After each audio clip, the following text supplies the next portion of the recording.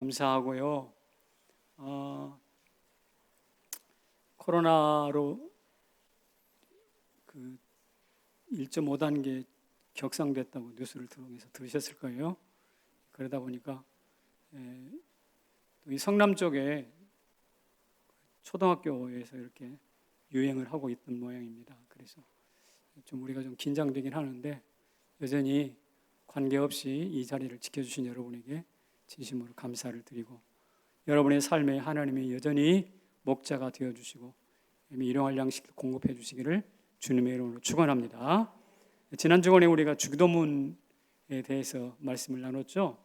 주기도문 전체를 좀 하려고 했는데 아무리 해도 40분 설교에는 담지 못했어요. 그래서 전반부만 이야기를 했습니다. 전반부에 세 가지 중요한 이슈가 있었습니다. 그건 뭐냐요? 기억이 안 나시겠죠? 물론 제가 가르쳐 드릴게요. 하나님의 이름과 나라와 뜻이었습니다. 당시 기도하던 사람들은 저런 주제를 가지고 기도한 적이 없어요. 저게 또 기도의 습관도 아니거든요. 유행하는 기도와는 전혀 다른 방식의 접근 방식을 주님께서 가르쳐 주신 것입니다. 그리고 나서 오늘 이제 후반부를 할 텐데, 이 후반부에 세 가지 더 중요한 이슈가 있습니다. 그것은 무엇이냐면 우리가 일용할 양식, 또 하나는 용서, 세 번째로는 시험으로부터의 구원. 이 세 가지 문제가 후반부에, 주기도문 후반부에 있습니다. 그런데 이 두 가지를 놓고 볼 때 어떤 것이 더 현실적인 기도인가요? 이 후반부에 있는 내용들이 우리 삶을 유지하는 데 훨씬 더 긴급한 필요거든요. 이를테면 일용할 양식이 없으면 당장 굶게 되지 않습니까? 용서가 사라진 공동체에는 항상 싸움박질, 원수매짐이 넘치게 되어 있거든요. 시험이 넘쳐, 시험에 넘어지면 지금까지 수고하고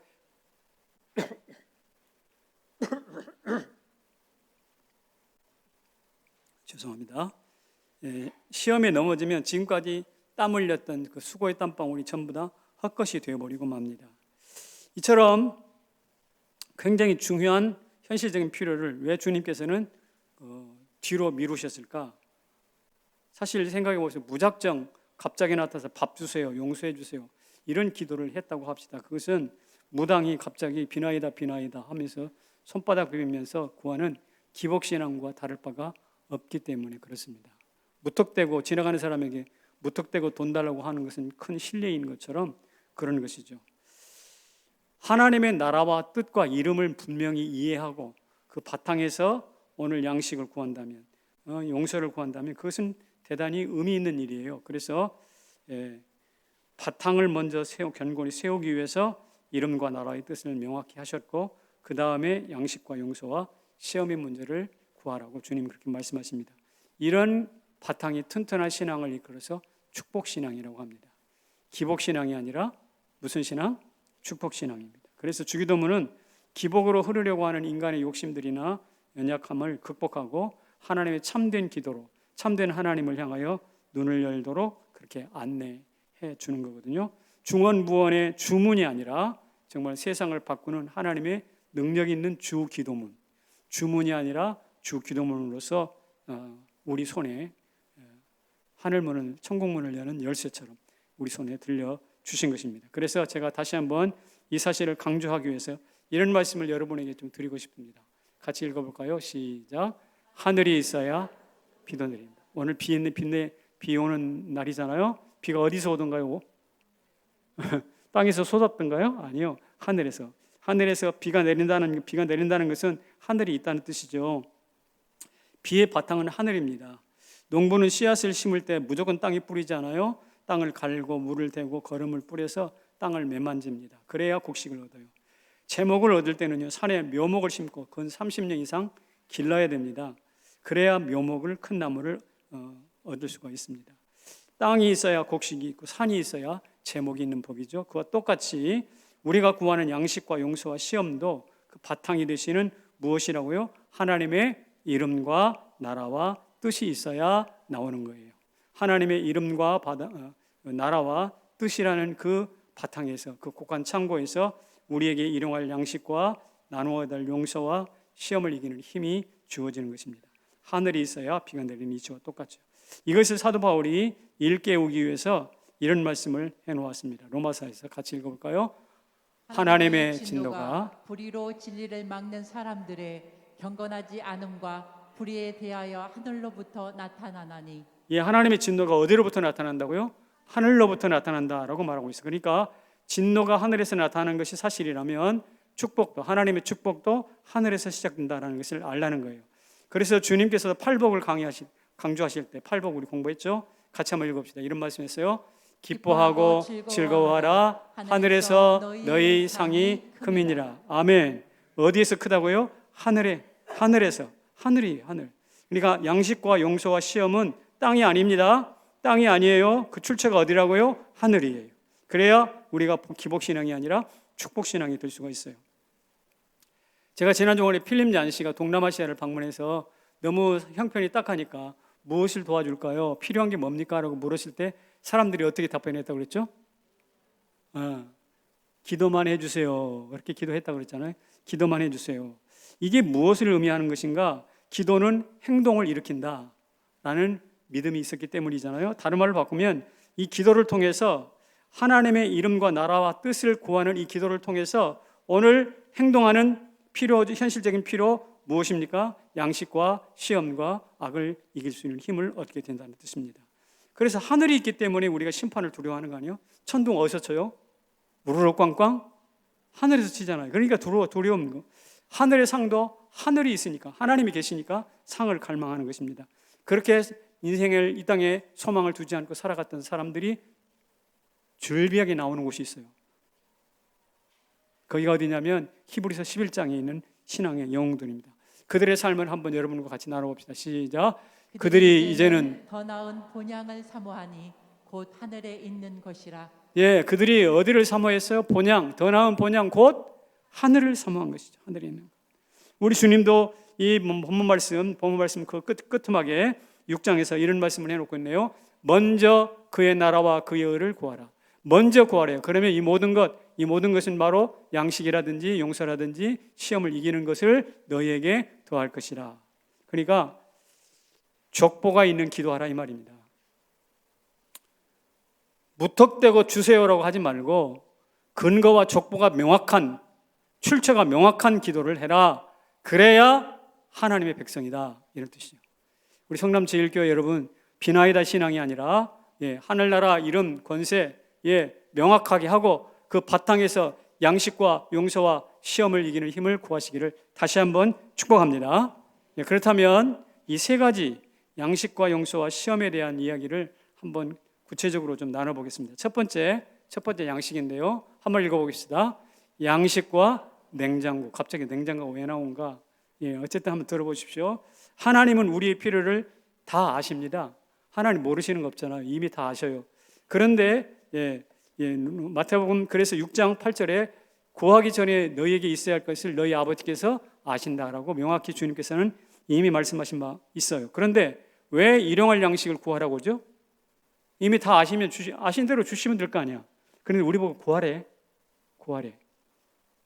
그것은 무엇이냐면 그것을 공급하시는 하나님, 그것을 주셔서 우리를 먹여 살리시는 그분이 하나님이라는 사실, 공급자가 하나님이라는 사실을 알아야 하기 때문에 그래요. 이것을 알면 자기의 공급하시는 분이 누구라는 것을 명확하게 알면 그 사람은 기도를 통해서 항상 그분에게 구해서 먹겠죠. 이런 사람을 일컬어서 이렇게 말할 수 있어요. 뭐라고요? 빌어먹는 자. 어감이 좀 좋아요? 안 좋아요?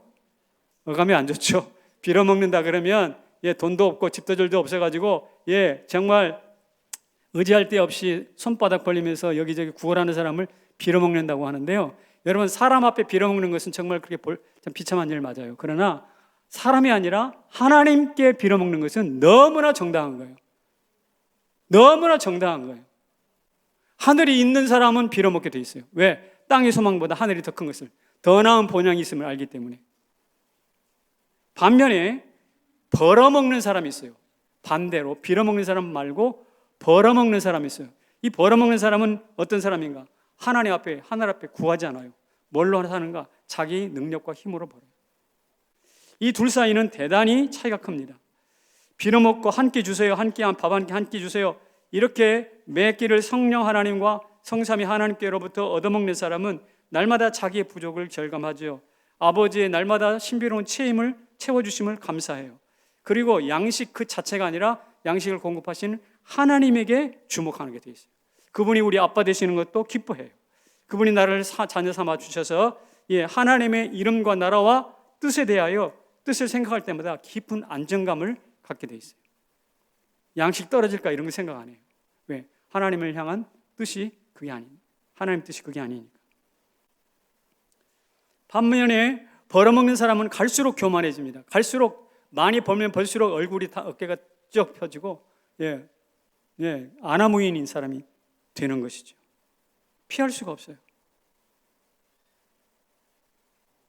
그런데요, 이런 벌어먹는 사람은 힘과 능력을 계속해서 길러가려고 하는데 이런 사람들에 대하여 주님께서 하신 말씀이 있습니다. 같이 읽어봐야 돼요. 시작. 어리석은 자여 오늘 밤에 내 영혼을 도로 찾으리니 그러면 내 준비한 것이 누구의 것이 되겠느냐? 어리석다고 그랬어요. 빌어먹은 사람은 삶의 원리를 아는 사람이에요. 하나님께 빌어먹는 사람. 근데 세상에서 벌어먹는 사람은 무슨 어리석은 자여라고 불렀어요. 오늘 밤 내 영혼 도로 찾으면 그거 눕게 될 건데, 그래서 기억하십시오. 벌어먹는 자는 멋져 보입니다. 그러나 비참합니다. 반대로 빌어먹는, 하나님께 빌어먹는 자는 비참해 보입니다만 그러나 멋집니다. 아름답습니다. 저는 성남제일교회 모든 성도가 제 힘으로 벌어먹지 말고 기도로 하나님께 빌어 몇 끼를 먹을 수 있기를 축복합니다. 이게 양식이 제대로 된, 양식의 관점이 제대로 된 성도들이에요. 그런데 여기서 이제 한번 생각해 볼 게 두 가지가 있어요. 첫째는 이 양식과 냉장고의 문제입니다. 여러분, 냉장고에는 엄청난 양식이 저장돼 있어요. 냉장고가 하나만 있어요? 적어도 김치 냉장고는 또 있죠. 또 어떤 경우에는 김치 냉장고 3개, 4개 있는 분들도 계시다고 내가 들었습니다. 그러니까 그 냉장고만 파먹고 살아도 한 달은 산대. 그래서 냉파라는 말도 나왔어요. 냉장고 파먹기. 한 달을 살아. 여러분, 이런 사람은요, 매일의 양식을 놓고 기도할까요, 안 할까요? 냉장고 문 열면 되는데 무슨 기도가 필요하겠어요? 냉장고 열면 내 입에 밥 들어오는데 왜 기도가 필요하겠습니까? 냉장고는요, 일용할 양식을 구하는 것을 방해하는 굉장히 심각한 요소입니다. 문명의 이기로서 다 한두 대씩 가지고 있는 것이 저와 사실이고 그것이 좋은 일이긴 하지만, 그러나 그것이 여러분들의 일용할 양식을 구하는 방해하는, 일용할 양식을 구하는 것을 방해하는 장애물이 되지 않기를 바랍니다. 아멘이십니까? 정말 그래야 됩니다. 그래서 닭은 물 한 모금 먹고 하늘 한번 쳐다보죠? 그렇죠? 물 한 모금 먹고 하늘 한번 쳐다보고, 하나님 감사합니다. 물 주셔서 감사합니다. 밥 주셔서, 모이 주셔서 감사합니다. 이게 닭의 일생이에요. 오늘 우리는 냉장고를 열 때마다 하나님 감사합니다. 그리고 여십시오. 냉장고 열 때마다 하나님 감사합니다. 우러러서 마치 물을 쪼아 먹고 고개를 하늘을 향하여 드는 것처럼 그렇게 기도할 수 있기를 바라는 것이죠. 먹여 주셔서 감사합니다. 두 번째로는요, 양식을 나누고 있는가라는 질문을 해봐야 됩니다. 오늘 말씀이 뭐라고 했냐면, 오늘 우리에게 일용할 양식을 주옵시고, 그런 말이 나와요. 맞죠? 거기에 나에게입니까? 우리에게입니까? 나에게요? 오늘 나에게 일용할 양식을 주옵시고가 아니라 오늘 우리에게 일용할 양식을 주옵소서. 그러면 내 손에 양식이 들려 있습니다. 그러면 이것은 나 혼자 먹어야 돼요? 우리가 함께 먹어야 돼요? 그렇죠. 우리가 함께 먹어야 될 양식이라는 측면에서 우리는 주기도문을 할 때마다 냉장고에 일용할 양식 구하는 것을 방해받지 않고, 또 하나님이 우리에게 일용할 양식을 주셨으면 그 양식을 누구와 나눠 먹을까라는 것을 항상 생각해야 된다, 이 말입니다. 통계에 의하면 지구상 인구의 10명 중 2명, 1.5명 정도는 양식이 없어 배고픈 채 잠이 든다고 합니다. 이게 이 지구상의 현실이에요. 사실 그러나 하나님은 이 지구상에 60억 인구가 마음껏 먹어도 충분히 남는 양식을 주셨어요. 그런데 이런 블록, 이런 경제 블록, 이런 무역 장벽 이런 것들로 해가지고 식량을 무기화 삼으니까 그 중에 상당수가 이렇게 배고픈 채 잠이 들게 돼 있는 것이죠. 왜 그럴까요? 우리에게를 생각하지 않기 때문에 그렇습니다. 감사하게도 지난 추수감사절에 우리 떡을 했잖아요. 떡을 했는데 이 떡을 해서 여러분들이 이제 두루두루 나눠 가져가시고 월요일 날 교역자들이 출근해가지고 인근에 있는 여러 기관들에게 떡을 나누어 드렸어요. 굉장히 좋아하시죠. 네, 나누니까 이 사실 뭐 이렇게 사람이 왕래도 적을 뿐만 아니라 이런 물품도 택배 배달부나 왔다 갔다 하지 이런 물건 들고 찾아오는 사람이 하나도 없거든. 그런데 교회에서 목사들이 와가지고 나눠주는 것을 보고 참 기뻐했다는 이야기를 제가 들었습니다. 우리 교회 참 잘하는 거예요. 왜냐하면 그게 나의 양식이 아니라 우리에게 양식이기 때문에. 그러면서 제가 한번 생각해 보았습니다. 교역자들하고 나눈 이야기인데 우리 성탄 때 보면 성탄 때 이만한 박스를 하나 만들어서 각각 개인 가정별로 하나씩 하나 만들어서 그 안에다가 누가 나한테 선물 줬는데 안 신은 양말 있으면 집어넣고 또 과자도 한 봉지 사서 집어넣고 내가 옷인데 깨끗하게 좋은 옷인데 내 몸이 안 맞아가지고 못 입고 옷장에 걸려 있는 거 그런 것도 하나 거기다 집어넣고 해서 이만한 마치 택배 박스 같은 거 있잖아요. 규격 박스 이런 걸 하나 성탄 때 하나 만들었으면 좋겠어요. 가정마다. 그러면 적어도 한 400~500개는 될 거라고 생각하거든요. 이 400~500개를 말입니다. 이 중동에 있는 지역사회에 있는 곳에 곳곳에 나눠준다고 생각해봐요. 여러분 메리 크리스마스 1000번 외치는 것보다 훨씬 나아.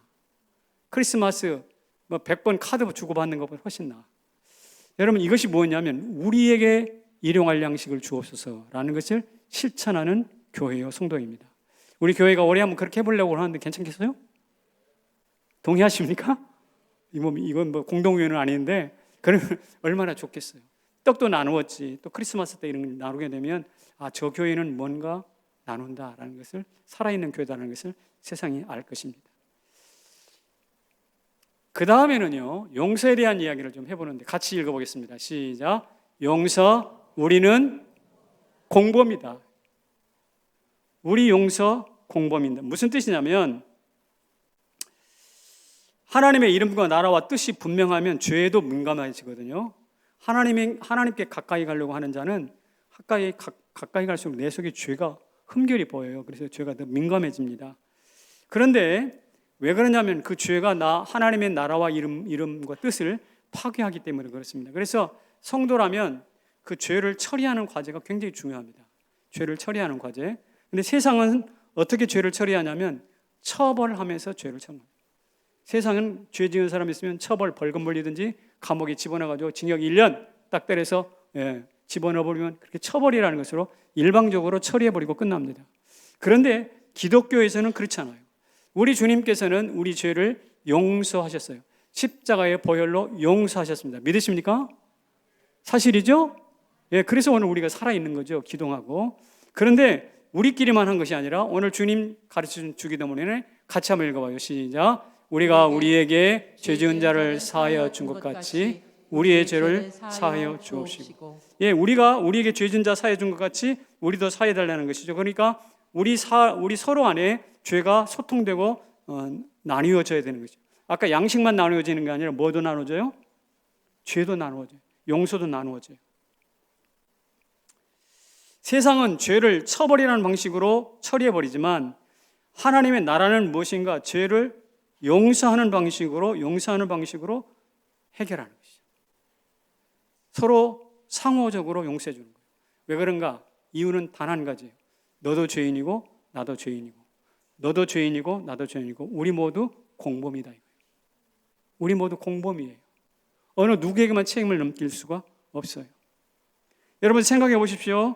이 지구를 망가뜨리고 환경 오염에 빠뜨린 것이 어느 특정인의 특정 나라에 국한됩니까? 여러분 봄 되면 미세먼지가 많이 그게 중국만의 이야기입니까? 아니요. 우리도 많이 못지않게 미세먼지를 우리도 생산하고 있거든요. 그러니까 이 세상의 환경폐해의 범죄를 추적하다 보면 세상에 있는 모든 나라, 특별히 잘 사는 나라들이 더 큰 죄를 범하고 있다는 거예요. 그러니까 모든 죄에 관해서 100대 빵의 결과는 없어요. 다 우리는 조금씩 그 책임을 나눠 가질 수밖에 없는 공범들입니다. 송파 모녀가 3명이 먹을 것이 없어서 굶어 죽은 사건이 한 2, 3년 전에 있었죠. 그때 온 국민이 가슴 아파했어요. 그때 어땠나요? 그 사람들의 책임, 송파 구청만 책임이에요? 아니요. 우리도 책임이에요. 우리도 공범이거든요. 우리 모두가 책임이에요. 그래서 우리는 서로 용서를 해야 되는 거예요.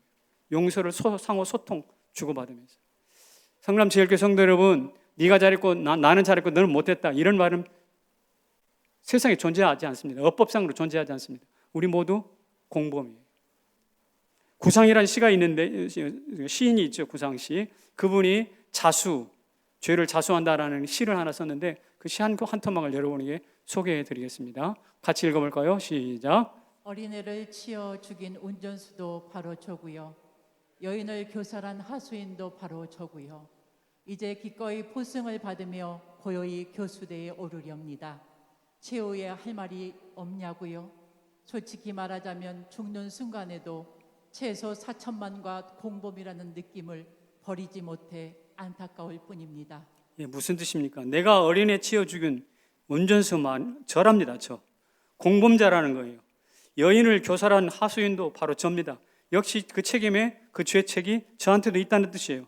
그래서 기꺼이 포승줄을 받고 기꺼이 교수대에 오르겠는데, 그런데 할 말이 없냐 묻는다면 죽어가는 그 순간에도 적어도 이 땅에 살고 있는 4천만의 사람, 5천만의 사람들이 같은 공범이라는 사실을 저는 그런 느낌을 버릴 수 없이 그 느낌을 가지면서 죽어가겠다, 이런 뜻이죠. 그러니까 이 구상시인에는 보기에는 모든 사람들이 감옥에 가 있는 죄인도 있고 감옥에 밖에 나 있는 더 큰 죄인이 있다고, 감옥에 가 있는 죄인도 있고 감옥 밖에서 활보하고 있는 더 큰 죄인도 있다는 사실을 알면서 이 시를 쓰은 것 같아요. 여러분, 다 공범인데 왜 서로 용서하지 않느냐라고 나무라고 있는 거예요. 우리 모두 일방의 문제가 아니라 서로 용서를 서로 소통하고 나눌 수 있는 성남제일교회 되시기를 축복합니다. 하나님 나라는 결코 이렇게 용서하지 않는 곳에는 존재하지 않습니다. 세 번째로는요, 악에 대한 문제인데, 세상은 악하고 나는 약합니다. 사실 세상은 악하고 내가 그보다 더 강하면 별 문제는 없어요. 이길 수 있으니까. 그런데 세상이 악합니다. 그런데 나는 약해버려요. 그러니까 이게 역전의 힘의 불균형이 나타나는 거죠. 그래서 이런 기도를 드리는 겁니다. 같이요. 우리를 시험에 들게 하지 마시고 다만 악에서 구하옵소서. 유혹이 많잖아요. 보이는 것 너무나 갖고 싶고, 보암직도 하고 먹음직도 하다 그랬던 것처럼 내 마음속에 탐욕이 일어납니다. 뿐만 아니라 내 마음속에서 그런 일만 일어나는 것이 아니라 내 마음 밖에서는 누가 있는가? 다만 악에서 구하옵소서. 근데 악을 원문에 보면 그 악이라고 콕 찍었어요. 더 정확히 말하면 그 악한 자입니다. 누굴까요? 그 악한 자, 사단이죠. 우리를 시험에 들게 하지 마옵시고 사단에게서 우리를 구하여 주옵소서라는 뜻이 그 속에 담겨져 있습니다. 사실 사단이 우리 가운데 엄청난 덫을 주변에 깔아놓고 있거든요. 내 마음속에서는, 내 안에서는 탐욕이고 내 밖에서는 시험과 사단이 깔아놓은 덫으로 정말 치열한 전쟁이 일어나고 있거든요. 그런데 세상이 이렇게 악한데 나는 더 강했으면 얼마나 좋겠어요. 그런데 나는 연약해요. 그러나 보니 우리가 구할 수밖에 없는 것은 주여 나를 보호해 주옵소서. 하나님, 당신이 나를 생명사계로 품에 안아 주시옵소서. 나의 목자가 되어주시옵소서. 이렇게 기도할 수밖에 없는 거죠. 여러분, 1000명의 경호원이 있어도 한 사람 대통령을 못 막아요. 누구로부터? 저격수로부터. 여러분, 링컨이 경호원이 없어서 죽은 게 아니에요. 케네디가 경호원이 없어서 죽은 게 아니라고. 경호원이 첩첩이 둘러쌌어도. 레이건 대통령이 그래서 가슴에 총알을 맞은 게 아니에요. 1000명의 경호원이 한 사람의 저격수를 이기지 못합니다. 그래서 우리는 뭐라고 기도해야 되는가? 하나님이 지켜주세요. 하나님이 지켜주세요. 이것이 우리의 진정한 기도가 되기를, 간절한 기도가 되기를 소망합니다. 그렇습니다. 그래서 빌리 그레이엄 목사님에게 누가 물었대요. 목사님은 세계 방방곡곡에 다니는 유명한 목사님이신데 여성들도 주변에 많이 있었을 것인데 여성들의 유혹으로부터 어떻게 깨끗하게 지켜낼 수 있었습니까? 라고 물었다고 하는 것이죠. 빌리 그레이엄 목사님이 한참 생각을 하더니 이렇게 대답하시더래요. 최고의 대책은요, 도망가는 겁니다. 뭐라고요? 도망가는 거예요. 도망가는. 그러면서 덧붙이기를 나는 내 아내와 함께가 아니면 단둘이 여성과 만나서 차를 마셔본 적이 없습니다. 단둘이 여성과 만나서 차를 마셔본 적이 없다는 거예요. 그러니까 하나님 나는 약합니다. 나는 부족합니다. 이걸 깨달아 알고 항상 하나님의 보호하심을 구하고 예수님 뒤편으로 숨는 것이죠. 이게 바로 세계적인 설교자 빌리 그레이엄, 죽을 때까지, 돌아가실 때까지 한 번도 이 구설수에 오르지 않는 그런 목사님이 되셨거든요. 여기 사랑하는 성도 여러분, 자기 주의력, 자기의 도덕심 믿지 말고 우리 주님께로 피하여 숨는 여러분 되시기를 바랍니다. 하나님께 보호를 요청하세요. 하나님 생명사게 되어서 나를 당신의 품에 안아 주시옵소서. 주님, 우리를 향하여 불성각이 되어 주셔서 우리를 책임져 주시옵소서. 죽은 개를 발로 차는 법은 없다라고 서양 속담에 말한다고 합니다. 무슨 말이냐? 우리는 죽은 개가 아니에요. 우리는 펄펄 살아있는 사람들이에요. 성령의 사람들입니다. 그렇기 때문에 사단이 와가지고 자꾸 화살을 던지고 발로 차려고 하고 우리를 공격해 오는데 그때마다 방법은 없어요. 피하는 것이에요. 피하는 것이에요. 위기가 보입니까? 발걸음을 돌리세요. 덫이 보입니까? 아버지 품으로 도망가세요. 그 후에 기도하면서 전신갑주를 입고 주기도문으로 예수의 이름으로 저항할 수 있기를 주님의 이름으로 축원합니다. 내가 나사렛 예수 이름으로 명하노니 우리 가운데서 떠나갈지어다. 그러면 여러분들도 아멘 혹은 떠나갈지어다 선포하시기를 바랍니다. 이것은요 그냥 종교적인 예배 순서에 나오는 예배 절차가 아니라, 왜냐하면 악한 자에게서 우리를 뭐 하라고 구원해 달라고 기도했잖아요. 그 기도가 사실이라고 한다면 여러분들은 떠나갈지어다 라고 명령했을 때 거기서 아멘뿐만 아니라 여러분도 함께 명령할 수 있기를 바랍니다. 한번 저를 따라하시죠. 떠나갈지어다. 물러갈지어다. 예, 떠나가고 물러가고 하나님의 생명싸게 안에 우리가 있는 것이죠. 제가 지금까지 양식 문제, 용서 문제, 또 악한 자의 문제를 말씀을 드렸습니다. 그렇다면 우리가 하나님 앞에서 양식을 받고 용서를 나누고 악한 자를 하나님의 능력으로 제압한다면 그 다음에 그게 그 세 가지가 합쳐지면 뭐가 될까? 이 세 가지가 합쳐지면 뭐가 될까요? 어떻게 될까요? 어린 왕자라는 책이 있습니다. 어린 왕자.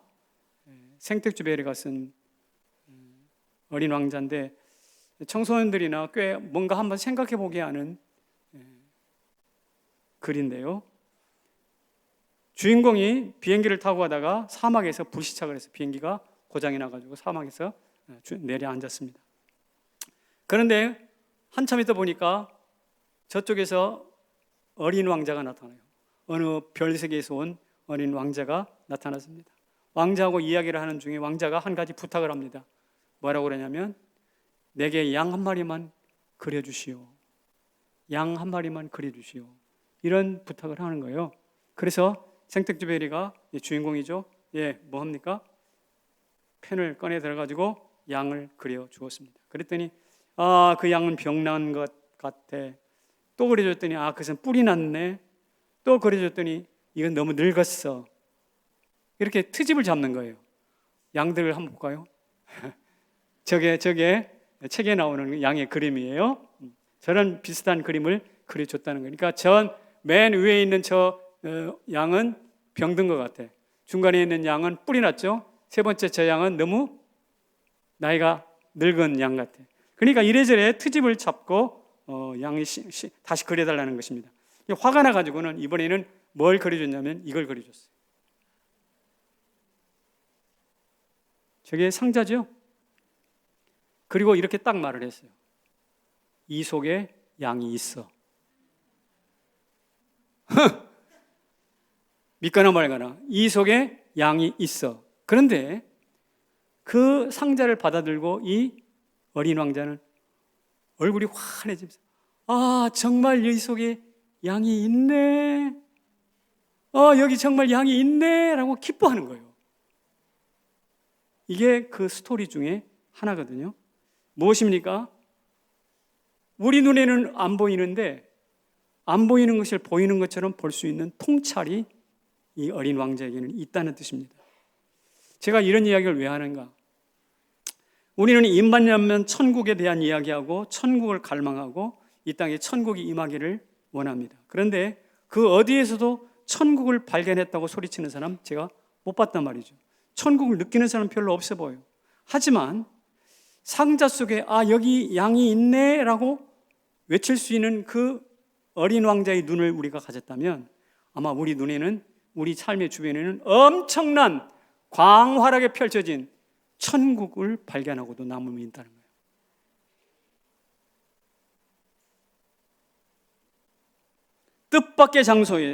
뜻밖의 장소에서 천국을 만납니다. 그러면 그것이 구체적으로 어디입니까? 여러분 묻고 싶죠? 이 생텍쥐베리는 박스 종이 상자 안에 있다고 그랬어요. 저는 어디 있다고 대답할까요? 이것입니다.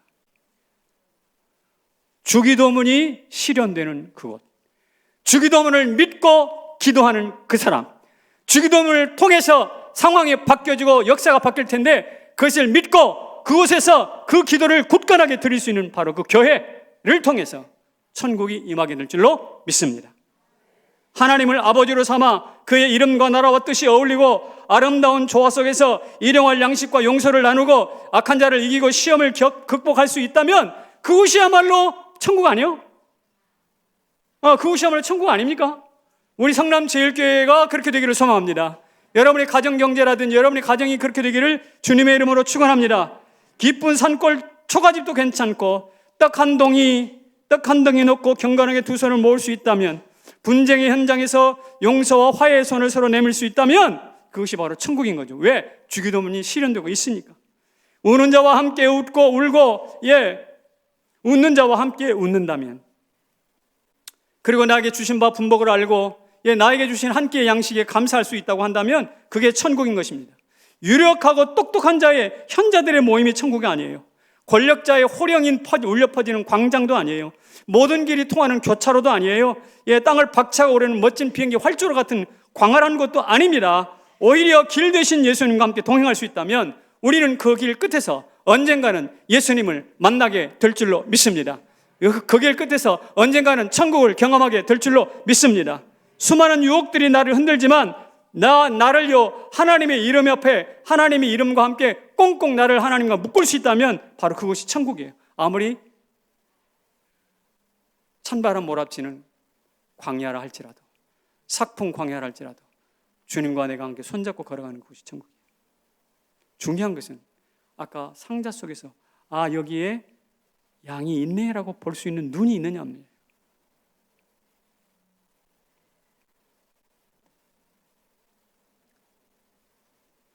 유혹이 있을 때 나 자신을 주 예수 그리스도 하나님께 묶을 수 있느냐 없느냐 거기에 달려있어요. 그리스 신화 중에 한 토막 소개하면 바다를 지배하는 여신이 있습니다. 이름이 사이렌이에요. 사이렌 들어봤어? 비상 올 때 왱 울리는 사이렌 있죠? 그 사이렌이라는 이름이 거기서 나왔어요. 이 바다의 여신인데 이 여신은 어떤 일을 하냐면 선원들이 항해를 하잖아요. 그러면 노래를 불러. 그럼 노래가 너무 아름답기 때문에 거기에 홀려가지고 그 노래를 따라가다가 바다에 빠져 죽어. 사람을 죽이는, 너무나 아름다운 노래를 불러서 사람을 죽이는 그 사이렌 소리 들을 때 그 생각이나 하고 들으세요. 어쨌든 그런데 이런 사이렌의 존재를 알고 오디세이는 전쟁에 나가서 승리를 하고 이제 돌아가는 귀국길에 올랐습니다. 배를 타고 가는데 이 사이렌이 노래 부를 것을 염려해가지고 선원들에게 명령합니다. 각자는 양초, 밀랍을 가지고 각자의 귀를 막을지어다. 그래서 귀를 봉해버려요. 밖에서 들리지 않도록. 그리고 자기 자신을 부하들에게 명령해요. 나는 저 돛대 한 정중앙에다가 나를 묶어라. 돛대에다가 꽁꽁 묶었어요. 오디세이를. 그리고 항해를 시작하는데 아니라 다를까 사이렌이 노래를 부르기 시작합니다. 노래가 너무나 황홀하고 너무나 몸이 뒤틀릴 만큼 매력적인 거예요. 그래서 뭐 거기 따라가고 싶은 거예요. 근데 밀랍으로 막았고 몸이 꽁꽁 묶여 있으니까 그렇지 않잖아요. 그래서 그 유혹 가운데, 강력한 유혹 가운데 모든 사람들이 무사하게 그 죽음의 바다를 통과했다는 이 이야기가 신화 중에 한 토막이에요. 그런데 말입니다, 여러분, 이 메시지가 우리 던지는 이야기는 중요한 메시지. 세상이 우리 가운데 유혹할 때 여러분도 말씀의 밀랍을 귀로 막으시기 바랍니다.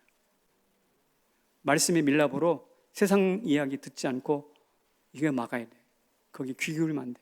거기에 귀 기울이면 너무나 매력적인 말에 빠져가지고 결국 죽음으로 가.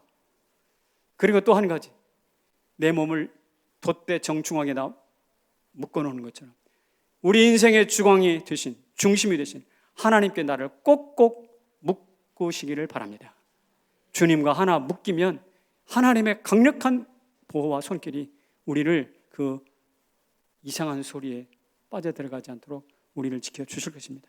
바로 그 유혹을 극복하고 안전하게 귀국하는 바로 그 자리, 아니 지금 밖에서는 사이렌의 아름다운 목소리가 들리지만 밀랍으로 귀를 막고 내 몸을 하나님께로 꽁꽁 묶어서 흔들리지 않는 바로 그 자리가 천국이에요.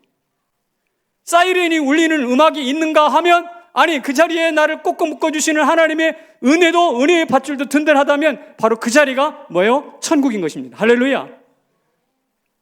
이런 것들을 볼 수 있다면, 여러분, 내가 재난의 현장에 있을지라도 나를 붙들어 주시는 하나님이 계시다는 사실을 믿으시길 바랍니다. 거기가 천국인 거죠. 엊그저께 신방을 갔습니다. 우리 교회 교역자 한 분이 디톡스라고 해서 밥을 좀 굶으면서 이렇게 살을 좀 빼고 하는 분이 있어요. 이름 말씀드려도 괜찮겠죠? 개기영 목사. 좀 너무 풍성하잖아요. 그래가지고 디톡스를 좀 하면서 하고 있는데, 예배를 드리고 나서 이제 간단한 차하고 과일이 좀 나왔어요. 내가 정중하게 그랬어요. 개 목사 드시게.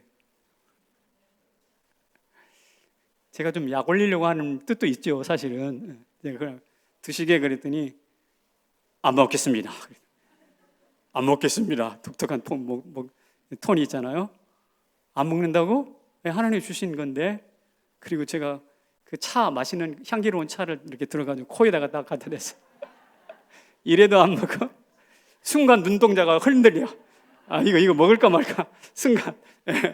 그러더니 결심한 듯, 그래도 안 먹겠습니다. 그러더라고. 근데 말이에요, 순간 제가 이 설교를 준비하고 있었잖아요. 바로 그래도 안 먹겠습니다라고 말하는 그 자리, 그 순간이 천국이라는 거예요. 그게 천국인 거예요.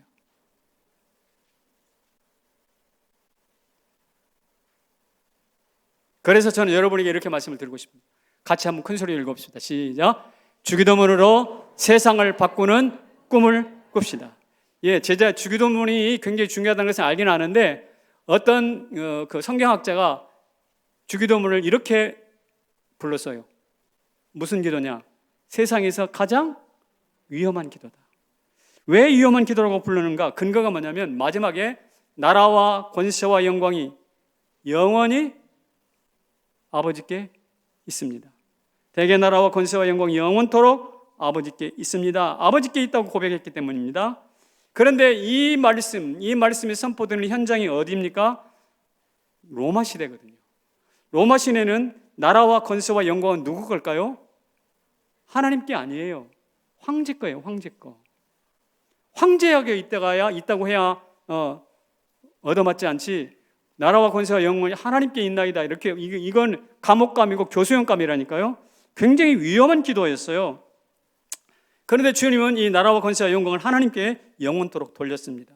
초대교회 성도들도 영원토록 그거 위험을 알죠. 그렇지만 여전히 주기도문을 하나님께 올려드렸습니다.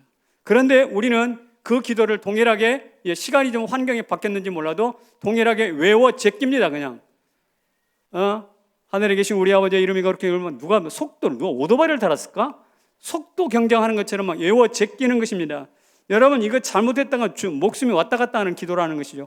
가장 위험한 기도예요. 그런데 가장 유치하게, 가장 위험한 기도를, 가장 가치 있는 기도를 가장 유치하게, 가장 저속하게 고백하는 것이 우리가 아닌가 싶어요. 우리 그렇게 하지 말고 이 주기도문을 통해서 하나님이 어떻게 일하셨는지를 한번 주목하면서 우리 옥기실 여미고 결의를 다져서 한번 큰 소리로 외쳐보는 것입니다. 같이 한번 읽어볼까요?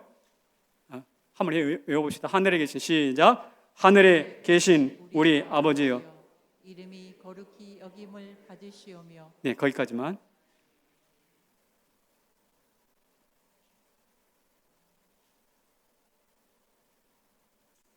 나라와 권세와 영광이 하나님께 있다는 사실을 우리가 고백합니다. 그런데 이것이 역사 속에서 증명이 됐어요. 그 세상을 지배했던 로마 황제의 시대가 어느 순간 쑥 지나가 버렸어요. 그리고 로마 황제 대신 누가 들어왔나? 이슬람 술탄이라는 이슬람 왕들이 세계를 지배하는 때가 있었어요. 술탄이 지나간 다음에 누가 들어왔는가? 유럽의 절대 왕들이 들어왔어요. 그 다음 사람들이 지나간 다음에 누가 들어왔는가? 제국주의의 열강들이 들어왔어요. 제국주의 열강들이 지나간 후에 누가 들어왔는가? 히틀러와 스탈린 같은 사람들이, 포갑정치들이 들어왔어요. 그리고 그 사람들이 전쟁으로 망했습니다. 그리고 지금 어떻게 되는가? 지금은이야말로 나라와 권세와 영광이 영원토록 하나님께 있습니다라고 고백해도 누가 잡아가요? 그렇지 않아요. 그러니까 결과적으로 나라와 권세와 영광이 로마 황제에게 있는 게 아니었단 말이에요. 술탄에게 있는 것도 아니었단 말이에요. 누구에게 있어요? 하나님께 있어요. 주기도문의 약발이 나타난 거예요. 주기도문이 행동을 일으킨 거예요. 역사를 변화시킨 거예요. 오늘 우리가 이 주기도문을 제대로 한다면 그렇게 될 줄로 믿습니다. 그래서 우리가 우리에게 죄 지은 자를 사하여 준 것 같이 우리의 죄를 사하여 주옵시고가 아니라 우리가 우리에게 죄 지은 자를 사하여 준 것 같이 하고 한참 침묵하는 시간을 가졌어요. 언제? 초대의 교부였던 한 사람이 크리소스톰이라는 교부가 있는데, 이분은 회중과 함께 주기도문을 고백하다가 우리가 우리에게 죄 지은 자를 사하여 준 것 같이 해놓고 조용히 내가 누구를 사하여 줬는가 생각하게 하는 거예요. 우리의 죄를 사하여 주옵시고, 내가 사하주지 못한 것을 생각하면 가슴이 아파서 눈물이 펑펑 쏟아지는 거예요. 이렇게 자기 자신을 돌아보면서 한 땀 한 땀, 한마디 한마디 주기도문을 하나님께 올리면 이것이야말로 황제가 아니라, 황제에게 나라가 속한 것이 아니라 하나님께 속았던 것이 증명되듯이 오늘 우리 가운데서도 이 나라의 주도권이 하나님의 있음을 알게 되는 날이 분명히 오게 될 줄로 믿습니다. 이게 바로 주기도문이 가지고 있는 위력이에요. 주기도문의 능력을 체험할 수 있는 교회가 되기를 소망합니다. 주기도문이 어떻게 역사를 바꿨는지 우리 눈앞에서 한번 다시 재점검하고 주기도문을 똑바로 고백하는 우리 성도들 되시기를 주님의 이름으로 축원합니다. 그래서 여러분과 외치는 거예요. 뭐라고요? 다시 한번 시작. 주기도문으로 세상을 바꾸자. 초대교회 성도들이 주기도문 통해서 황제가 헛것이라는 거 보여줬잖아요. 많은 성도들이 주기도문을 통해서 절대 왕정이 헛것이라는 거 보여줬잖아요. 그런 것처럼 우리도 그것을 보여주자는 것이죠.